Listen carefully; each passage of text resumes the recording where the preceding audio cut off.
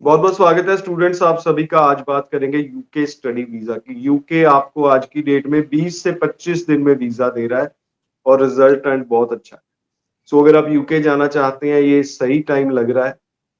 अब बाकी बात करते हैं, हमारे आज के एक्सपर्ट हैं स्टडीज केयर से सीनियर कंसल्टेंट परमिंदर जी। बहुत बहुत स्वागत है परमिंदर जी आपका। Thank you sir, thanks a lot. So students आपका भी कोई सवाल है यूके से रिलेटेड आप कॉल कर सकते हैं, नंबर स्क्रीन के ऊपर डिस्प्ले हो रहा है। परमिंदर जी रिजल्ट कितनी देर में आ रहा है, ट्रेंड कैसा है, 20-25 दिन में क्या वाकई रिजल्ट आ रहा है? हाँ जी सर, बिल्कुल। यूके का जो हाई कमीशन है वो 20 से 25 दिन के अंदर अंदर रिजल्ट दे रहा है। एंड जो उनका वीजा ट्रेंड है, वीजा ट्रेंड भी काफी अच्छा जा रहा है। मैं बोलना चाहूंगा कि जो उनका 92 to 95% के in between visa success rate जा रहा है। सो जी आगे आने परमिंदर वाले जी, टाइम जब वीजा ट्रेंड में अच्छा होता है, रिजल्ट भी टाइम से आता है, फिर स्टूडेंट्स की फाइलिंग भी ज्यादा हो जाती है, ज्यादा स्टूडेंट इंटरेस्ट दिखाते हैं। फिलहाल इनटेक्स कौन कौन से अवेलेबल हैं जिसमें पॉसिबल है? जनवरी इनटेक की क्या सिचुएशन है? सर, जनवरी इनटेक के लिए अगर किसी बच्चे के पास फंडिंग रेडी पड़ी है तो उसका प्रायोरिटी या सुपर प्रायोरिटी के थ्रू हम वीजा अप्लाई करके इनटेक ले सकते हैं। कुछ बहुत लिमिटेड यूनिवर्सिटीज बची हैं जिनमें कुछ इनटेक्स अवेलेबल हैं जैन के लिए अभी भी। तो सुपर प्रायोरिटी में हम उनकी फाइल लगा के, जिसका कि रिजल्ट जो है हाई कमीशन से 1 या 2 दिन के अंदर अंदर आ जाता है, तो उसके थ्रू हम कर सकते हैं। जो कैश की डेडलाइन है वो यूनिवर्सिटीज की आनी स्टार्ट हो चुकी है। 10 तारीख से लेके 10 दिसंबर से लेके 20 दिसंबर की इन बिटवीन ऑलमोस्ट सारी यूनिवर्सिटीज की कैश डेडलाइन है। तो बच्चों के जिनके फंडिंग वगैरह रेडी है, 28 दिन पुराने फंड्स रेडी है, अपनी फीस वगैरह उनकी रेडी है, वो अपना प्रोसेस स्टार्ट करे as soon as possible Jain. उसके बाद जो इनटेक होगा वो कुछ यूनिवर्सिटीज में रोलिंग इनटेक्स होते हैं। तो वो आपको मार्च में मिल सकता है, अप्रैल भी है, मई भी है, फिर उसके बाद मेजरली सितंबर है। मैं स्कॉटलैंड के लिए बोलूंगा, स्कॉटलैंड में मोस्टली जो यूनिवर्सिटीज है उनका सितंबर इनटेक अवेलेबल है। तो अभी ओपन भी हो रही हैं क्योंकि वहां पे थोड़े से कॉम्पिटेटिव होते हैं प्रोग्राम। जैसे बच्चे नर्सिंग वगैरह में जाना चाहते हैं तो वो थोड़े से कॉम्पिटेटिव प्रोग्राम है, उनकी सीट्स अभी से स्टार्ट होनी शुरू हो चुकी हैं फॉर September 25 भी। जी। सो स्टूडेंट्स टाइम मैनेजमेंट बड़ी इंपॉर्टेंट है इस वक्त अगर आप यूके जाना चाहते हैं।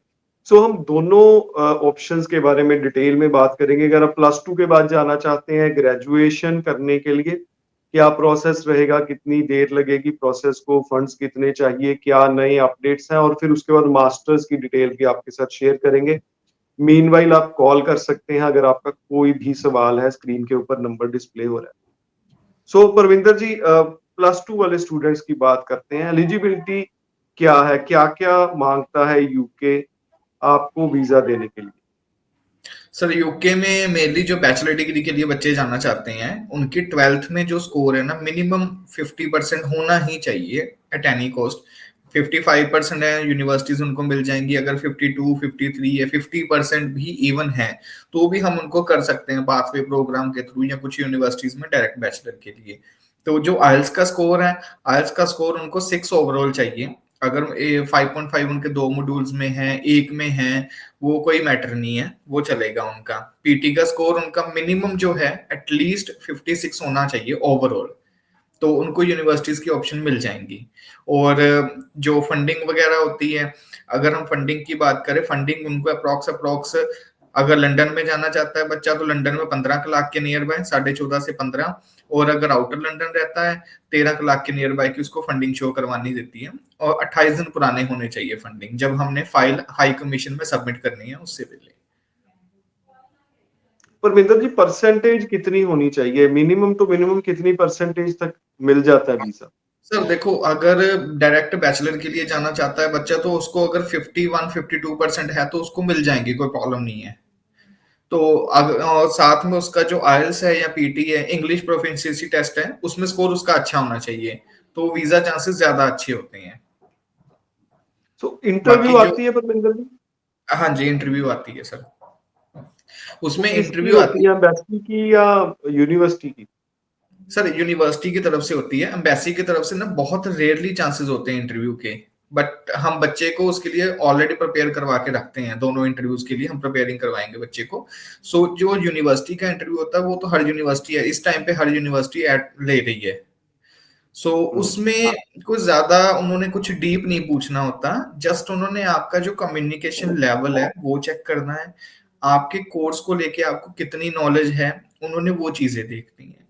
लाइक आपका नाम, आपका पासपोर्ट इशू कहाँ से है, आपका पेरेंट्स के बारे में थोड़ा नाम वगैरह पूछ लेंगे, यूनिवर्सिटी का कोर्स, यूनिवर्सिटी की लोकेशन, आपने यही यूनिवर्सिटी चूज करी है, इसका क्या पैरामीटर्स हैं, और वापस आने के बाद आपका करियर आउटकम इंडिया में क्या रहेगा after completion your course.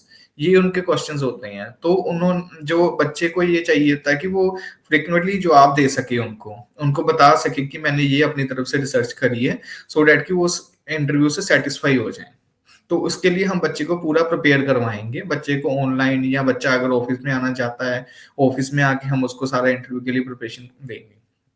So majorly ये चीज है इंटरव्यू में। ओके, सो अब बात करते हैं मास्टर्स की। जो स्टूडेंट्स मास्टर्स करने जाना चाहते हैं, एक तो कैसे प्रोफाइल्स को आप रेकमेंड करोगे कि वो यूके में जाए मास्टर्स करने? और दूसरा, जिनके गैप्स ज्यादा है परमिंदर जी, जो अभी थोड़े सेटल हो चुके हैं, जॉब कर रहे हैं, उनके लिए क्या सही रहेगा अगर वो एक बोल्ड स्टेप लें और जॉब छोड़कर यूके जाएं मास्टर्स करने? क्या इकोनॉमिक्स रहती है? सर मास्टर्स के लिए अगर मैं पहले एलिजिबिलिटी बताऊं, मास्टर्स में ना आपको मिनिमम जो स्कोर है ना आपका 55 के आसपास होना चाहिए, मिनिमम जो है।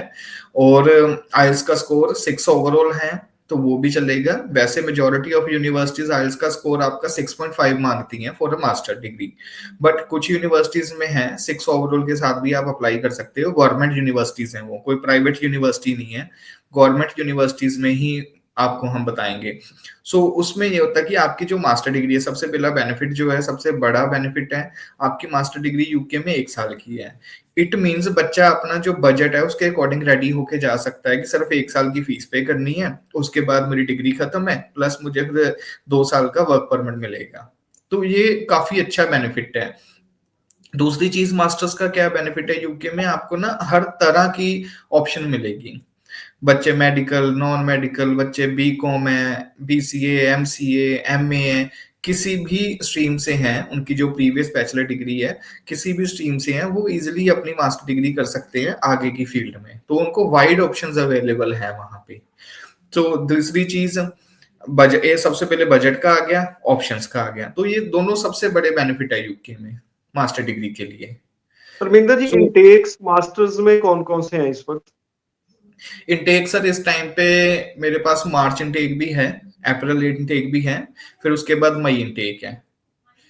गैप का मार्च, भी हम, अप्रैल और मई इनटेक है। हाँ बजट कितना लेके चले मास्टर्स वाले स्टूडेंट्स?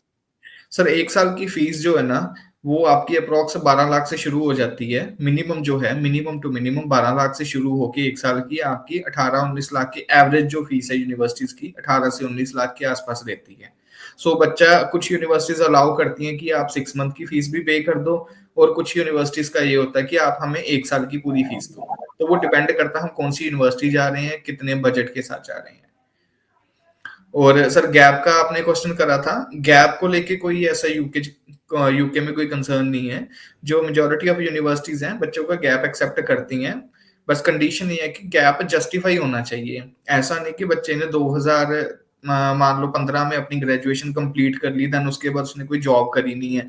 अगर जॉब करी है तो उसके पास कुछ एक्सपीरियंस सर्टिफिकेट कुछ नहीं है।